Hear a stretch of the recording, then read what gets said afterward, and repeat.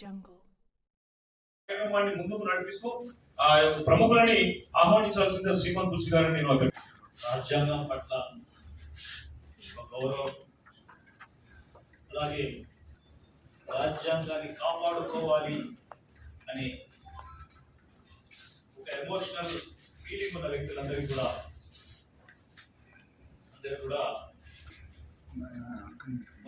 వెతకాలి. రాజ్యాంగ భావనకి వ్యతిరేకంగా ఉండే భావనే కొంతమంది గ్రూపు రాజకీయాలు చేస్తూ, కొంతమంది రాజ్యాంగం ఉంటే సర్వ హక్కులు అందుతాయనేది ఒక భావన. దానికి వ్యతిరేకంగా ఉండే భావన కాన్సెప్ట్ ఇప్పుడు భారతదేశంలో ఎమర్జ్ అవుతుంది. కొంతమంది రాజ్యాంగాన్ని వాళ్లకు పెట్టాలి అనే విషయాన్ని కొంతమంది భావిస్తున్నారు. ఆ కాన్సెప్ట్ లోనే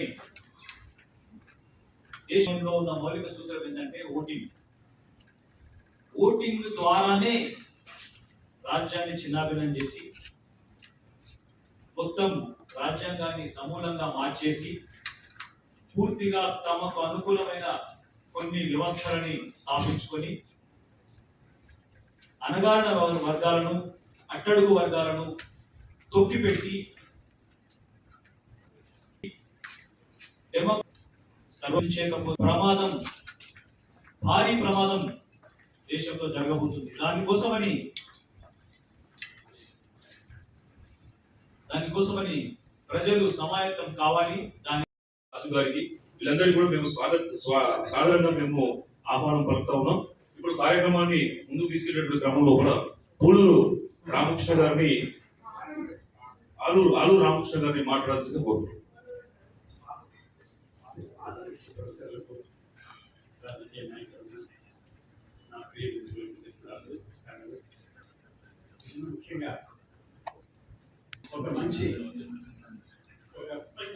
ఉద్దేశంతో ఎందుకంటే protection of constitution and reservations India. ఇందులో ముఖ్యంగా కాన్స్టిట్యూషన్కి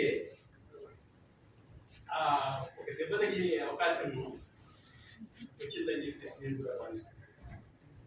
ఎందుకంటే రిజర్వేషన్స్ మనం చూస్తే రిజర్వేషన్స్ మనకు బీసీ అంటే socially and educationally backward. There is no economic criteria. Economic criteria అంటే ఆర్థికమైన సంబంధము దానికి లేదు. సామాజికంగా, విద్యాపరంగా గణితమైన కులాలకు మాత్రమే రిజర్వేషన్స్ ఇచ్చారు. అయితే ఎలా గండిపడింది అని మనం ఆలోచన చేస్తే క్రీమీ లేయర్ అనేది ఒకటి పెట్టారు. ఈ క్రీమీ లేయర్ అనేది అంటే ఇది ఆర్థిక సంబంధమైన విషయం. ఇది ఇప్పుడు ప్రస్తుతం 2 lakhs నుంచి బిగినైంది. ఫస్ట్ 1 lakh ఉండే, తర్వాత 2 lakhs, తర్వాత ఇప్పుడు 4 lakhs, ఇప్పుడు 8 lakhs. కానీ ఇది వచ్చేసి ఈ ఆంక్ష వచ్చేసి 8 లక్షలు అంటే ఆర్థికపరమైందే కదండి. ఇప్పుడు మనం ఒకవేళ రిజర్వేషన్స్ తీసుకుంటే యూనియన్ సర్వీస్ కమిషన్ కానీ, స్టేట్ సర్వీస్ కమిషన్స్ కానీ, ఏవైనా సరే సర్వీస్ కమిషన్స్ తీసుకుంటే మనకు తెలిసింది ఏమిటంటే మన వాళ్ళు ఓన్లీ 6% ఉన్నారు.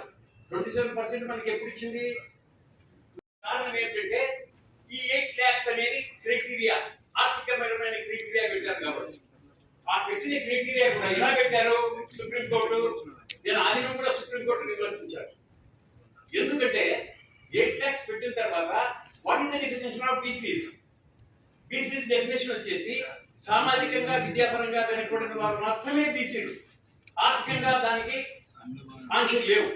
ఎస్సీ ఎస్టీకి ఏ విధంగా ఆర్థికంగా ఆంక్షలు లేవు, అలానే బీసీ కూడా ఆంక్షలు లేవు. కానీ అక్కడ 8 lakhs ని అప్పుడు 1 lakh అని, 2 lakhs అని, 4 lakhs అని, 8 lakhs అని చేసిన తర్వాత ఈ ఆంక్షలు ఉండకూడదు. ఉన్నందువల్ల ఏమైందంటే ఈ ఆంక్షలు ఉన్నా కూడా క్రూకెడ్నెస్ ఇక్కడ ఎక్కడ అయిందంటే ఒక క్రూకెడ్ అంటే అదర్ క్యాస్ట్ జనరల్ క్యాండిడేట్స్ అవుతారు. ఇది ఎక్కడ న్యాయం అండి? జనరల్ క్యాండిడేట్స్ అంటే కనుక వాళ్ళు ఆర్థికంగా బలపడిన వాళ్ళే, విద్యాపరంగా ఉన్నత స్థాయిలో ఉన్నోళ్ళే, ఏవి సోషల్ గా వాళ్ళు పై కేటగిరీలో ఉన్నారు. అటువంటి పరిస్థితుల్లో ఇక్కడ ఏం చేశారంటే క్రీమీ లేయర్ అని పెట్టి వాళ్ళని జనరల్లోకి తోసేసి కంప్లీట్ గా బీసీలకు మాత్రం పూర్తిగా గండి కొట్టారు. ఇది దీనివల్ల 6% ఉన్నారు. ఓన్లీ 6%. ఇది యాక్చువల్ గా జరిగిన తతంగం. అందువల్ల మనం ఏం చేయాలి? నిజంగా prime minister Narendra Modi OBC అయి ఉంటే ఈ ఇష్యూని పర్సనల్ గా నేనే ఆయనకి ఎక్స్ప్లెయిన్ చేశాను. కానీ ఆయన దాన్ని లిఫ్ట్ చేయలేకపోయాడు. పార్లమెంట్ లో బిల్లు పెట్టి పాస్ చేసి ఏదైతే 10% అతను ఇచ్చాడో అక్కడ ఉన్న పేదలకు అదే మాదిరి దీన్ని కూడా పెట్టి పార్లమెంట్ లో పాస్ చేసి దీన్ని క్రిమినల్ ఎత్తేసి రాల్సిందే. లేకుండా ఉంటే కనుక ఆయన ఎత్తేయలేకుండా. సురేష్ గారు, వేదికను అలంకరించినటువంటి వివిధ రాజకీయ పార్టీల నాయకులు, మేధావులు, బీసీ ఉద్యమకారులు, సోదరులారా, ఈరోజు జరిగే చర్చ గత కొన్ని రోజులుగా మరి తెలంగాణ రాష్ట్రంలో వాడి వేడిగా ఈ రాజ్యాంగం రచన గురించి, రిజర్వేషన్ల గురించి ఒక చర్చనే జరుగుతుంది. దీని మీద క్లారిటీ రాకపోవచ్చు, కానీ చర్చ అయితే జరగాల్సినటువంటి అవసరం ఉంది. ఎందుకనంటే ఒక్కొక్కరు ఒక్కొక్క రకంగా ఈ రాజ్యాంగం గురించి, రిజర్వేషన్ల గురించి, వివిధ రాజకీయ పార్టీలు ఏ విధంగా రిజర్వేషన్ల గురించి ఏ విధంగా స్పందించాయి, ఏ విధంగా అమలు చేయడానికి ముందుకొచ్చాయి అనే విషయాల్లో తేడాలు ఉన్నప్పటికీ కొంత క్లారిటీ అయితే రావాల్సినటువంటి అవసరం ఉంది. నాకు తెలిసి మరి రాజ్యాంగం ఏర్పడే వరకు 1950 వరకు ముస్లింలు మొదటిసారిగా భారతదేశంలో 11 ప్రెసిడెన్సీలలో రిజర్వేషన్లను సాధించడం జరిగింది. మొట్టమొదటిసారిగా భారతదేశంలో మైనారిటీలు, అంటే మేము హిందువులు ఈ దేశంలో 90% ఉన్నారు కానీ అంటే ముస్లిం ఓటర్లే ముస్లిం ఎమ్మెల్యేలను ఎన్నుకునే విధానాన్ని ప్రతిపాదిస్తే 1909లో మింటో మార్లే రిఫార్మ్స్ అనే మింటో మార్లే ఇద్దరు కూడా దానికి ప్రొవైడ్ చేస్తే 1909 నుంచి 1946 వరకు కూడా భారతదేశంలో బ్రిటిష్ ప్రెసిడెన్సీ 11 ఉన్నాయి. 11లో కూడా అమలు జరిగాయి. అంటే అప్పుడు సామాజిక వెనుకబాటుతనం, విద్యా వెనుకబాటుతనం ఆధారంగా రిజర్వేషన్లు రాలేదు. 19లో సిక్కులు కూడా ఆ విధంగానే రిజర్వేషన్స్ పొందారు. నాన్ బ్రాహ్మణ్స్ కూడా జస్టిస్ పార్టీ ద్వారా మద్రాస్ ప్రెసిడెన్సీ లో మైనారిటీ, అంటే మేమేంటంటే బ్రాహ్మణులతో పోటీ పడలేకపోతున్నాము, నాన్ బ్రాహ్మణులు 90% ఉన్నాము, చదువుకున్న వాళ్ళు ఉన్నారు, చదువుకున్న వాళ్ళకి ఓటు హక్కు ఉంది, జమీందారులకు ఓటు హక్కు ఉంది, భూమి కలిగిన వాళ్ళకి నాన్ బ్రాహ్మణ్స్ మద్రాస్ ప్రెసిడెన్సీ లో వాళ్ళు పోరాటం చేసి వాళ్ళు రిజర్వేషన్స్ సాధించడం జరిగింది.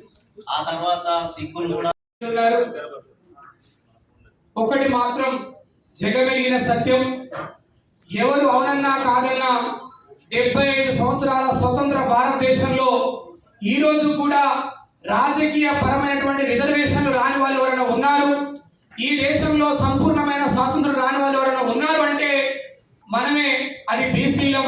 బాబాసాహెబ్ అంబేద్కర్ గారు ఆ రోజు కూడా బీసీల కోసం చేయాల్సిన ప్రయత్నం చేశారు. ఆ ప్రయత్నాలన్నీ కూడా విఫలమైపోయినాయి.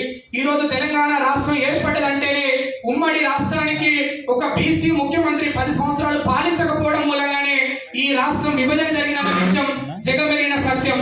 ఇక అదే విధంగా తెలంగాణ రాష్ట్రం ఏర్పడిన తర్వాతకి అన్ని రకాలుగా వివక్షతో గురైన సామాజిక వర్గాలను ఉన్నారంటే అది బీసీలు మాత్రమే. అవునా కాదా మిత్రులారా? అవునా కాదా? కాబట్టి ఇక్కడ పెద్దలందరూ కూడా మహా మేధావులు ఉన్నారు. ఇప్పటిదాకా నార తీసి పెట్టిన మొత్తం ఎవరు అధికారంలో ఉన్నారో వాళ్ళే నైతిక బాధ్యత వహించాలి. ఎవరు అధికారం కోసం పాకులాడుతున్నారో, ఈ రోజు అధికారం కోసం పాకులాడుతున్న పార్టీలలో కూడా సామాజిక న్యాయం అనేది పొందబెట్టి పాత్ర పెట్టి ఈ రోజు కేవలం మీనమేషాలు లెక్కబెట్టి, నిజంగా చెప్పాలంటే కాంగ్రెస్ పార్టీ మొన్న ఎన్నికలలో బీసీలకు ఇవ్వాల్సిన వాటి ఇవ్వలేదు. గౌరవనీయులు రాజ్యసభ సభ్యులు అనిల్ కుమార్ గారు లాంటి వాళ్ళు ఈరోజు అసెంబ్లీకి వెళ్ళి మంత్రి కావాల్సింది, కానీ ఆయన రాజ్యసభ పంపించారు. అయినప్పటికీ కూడా ఇక్కడ పెద్దలు చాలా మంది ఉన్నారు. ఎవరు అవునన్నా కాదన్నా కూడా మీ పార్టీల కండువాలు, మీ జెండాలు, మీ ఎజెండాలు అందరూ కూడా ఉమ్మడి ఎజెండా ఒకటే. ఈ రాష్ట్రం పూర్తిగా సాధించాలంటే ఈ రాష్ట్రానికి ఒక బీసీ, అందులో ఎంబీసీ నుంచి వ్యక్తులు ముఖ్యమంత్రి అయితేనే. ఇప్పుడే పాస్వామి యాదగిరి గారు వచ్చారు. 2 తెలుగు రాష్ట్రాల జర్నలిజానికి ఆయన ఒక నడిచి వస్తున్న విశ్వవిద్యాలయం. పెద్దలు పాస్వామి యాదగిరి గారు దయచేసి వేదిక మీద రావాలి. కాబట్టి మిత్రులారా, ఎవరు అవునన్నా కాదన్నా